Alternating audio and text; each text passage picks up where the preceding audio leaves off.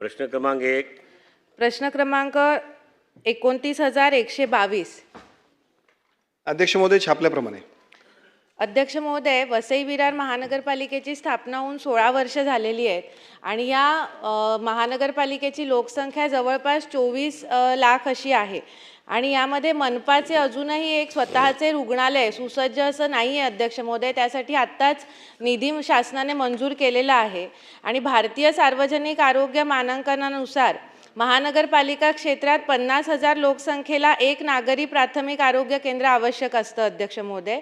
पण ह्या 24 लाख लोकसंख्येला 48 आरोग्य केंद्राची आवश्यकता असताना आता केवळ 21 प्राथमिक आरोग्य केंद्रच अस्तित्वामध्ये आहेत. सार्वजनिक आरोग्य शासन निर्णय 29 ऑक्टोबर 2020 प्रमाणे 3 प्राथमिक आरोग्य केंद्र आणि 12 उपकेंद्र मनपाकडे हस्तांतरणाची मान्यता शासनाने दिलेली आहे. परंतु गेल्या 5 वर्षामध्ये अध्यक्ष महोदय यावरती पुढे काही कारवाई झालेली नाही आहे.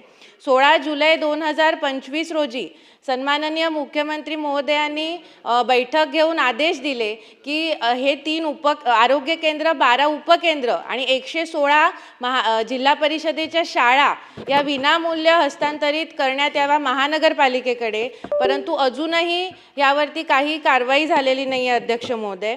अध्यक्ष महोदय, माझा या अनुषंगाने 2 स्पेसिफिक प्रश्न आहेत की आरे रुग्णालयाची 11 जून 2025 रोजी एक GR निघाला होता की जसे आहे तसे त्या परिस्थितीमध्ये रुग्णालयाचं हस्तांतरण करण्यात यावं. त्या पद्धतीने ह्या 3 आरोग्य केंद्र, 12 उपकेंद्र आणि 116 जिल्हा परिषदेच्या शाळा यांचं विनामूल्य हस्तांतरण शासन कधीपर्यंत करणार आणि हा GR आता आरोग्य विभाग काढणार का ग्रामविकास विभाग काढणार, कोणत्याही विभागाने काढावा, पण तो कधीपर्यंत काढणार आणि लवकरात लवकर ह्या शाळा आणि आरोग्य केंद्र महानगरपालिकेकडे कधीपर्यंत हस्तांतरित करणार अध्यक्ष महोदय? धन्यवाद. अध्यक्ष महोदय, सन्मान्य सदस्य स्नेहाताई दुबे यांनी वसई विरार शहर महानगरपालिकेच्या कार्यक्षेत्रातल्या प्राथमिक आरोग्य केंद्र, उपकेंद्र महानगरपालिकेकडे हस्तांतरित करण्याबद्दलचा प्रश्न उपस्थित केला.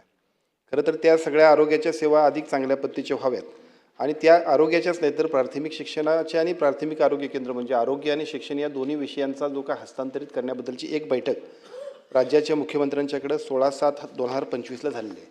या बैठकीमधल्या निर्देशाप्रमाणे जे काही ग्रामविकास आणि आरोग्याचे संबंधित विषय असतील तर ते महानगरपालिकेकडे वर्ग करावेत आणि वर्ग केल्यानंतर त्याचा संपूर्ण खर्च, तिथली जबाबदारीसुद्धा त्यांनी पेलावी अशा पद्धतीच्या सूचना सन्माननीय मुख्यमंत्री महोदयांनी दिलेत. मी एवढंच या प्रश्नाच्या उत्तराच्या निमित्तानं सांगू की जे काही बैठकीचं प्रोसिडिंग CM साहेबांच्या मान्यतेने झालेलं आहे त्याची प्रत्यक्ष कारवाई करण्याबद्दल सरकार सकारात्मक पद्धतीने निर्णय घेईल. सकारात्मक म्हणजे काय? 5 वर्ष झाले मंत्री महोदय. सकारात्मक म्हणजे काय? लोकांच्या प्रश्नाला जर इथे न्याय मिळणार नाही तर हे सकारात्मकता काय व्यक्त होणार, कशी व्यक्त होणार? आपण सांगा. मुख्यमंत्री महोदयांनी जुलै महिन्यामध्ये निर्देश दिलेत आणि आपण शासन किंवा स्थानिक स्वराज्य संस्थांमध्ये बाकीची काही लेनदेन ऑन पेपरच होते, ते adjustment of account on paper असतात. त्यामुळे त्याचा निर्णय झाला पाहिजे. आपण त्याच्या संदर्भात बैठक करा परत पाहिजे तर आणि त्या प्रश्नाला सोडवा. शेवटचा प्रश्न विचार. अध्यक्ष महोदय, सन्माननीय ग्रामविकास मंत्री ही सभागृहात उपस्थित आहे. माझी विनंती आहे की मी सुद्धा त्यांची वेळ घेऊन हा विषय त्यांच्याकडे मांडला होता. तर या दोन्ही विभागांनी एकमेकांमध्ये समन्वय साधून हा आमच्या जिल्हा परिषदांच्या शाळा, आरोग्य केंद्र आणि उपकेंद्रांचा प्रश्न कधीपर्यंत, किती दिवसामध्ये, म्हणजे आणखीन आम्हाला किती दिवस वाट पाहावी लागणार अध्यक्ष महोदय? किती महिने? एक काहीतरी कालमर्यादा ठरवावी. माननीय मुख्यमंत्री महोदयांनी बैठक घेतल्यानंतर याचा मार्ग निघाला पाहिजे. हा प्रश्नच यायला नाही पाहिजे इथे. कालमर्यादा ठरवून द्यावी अध्यक्ष महोदय आणि पुढील किती दिवसामध्ये हा विषय मंत्रिमंडळाच्या बैठकीमध्ये घेतला जाईल अध्यक्ष महोदय, याचं एक ठोस उत्तर अध्यक्ष महोदय मिळावं आम्हाला. प्रश्न सुटतोय. अध्यक्ष महोदय, सन्मान्य सदस्यांनी जो प्रश्न विचारला आहे त्या प्रश्नाच्या अनुषंगानं 16/7/2025ला याच्याबद्दलचा मुख्यमंत्र्यांच्या दालनामध्ये त्यांच्या अध्यक्षतेखाली बैठक झाली आणि या बैठकीमध्ये स्पष्ट निर्देश दिलेत.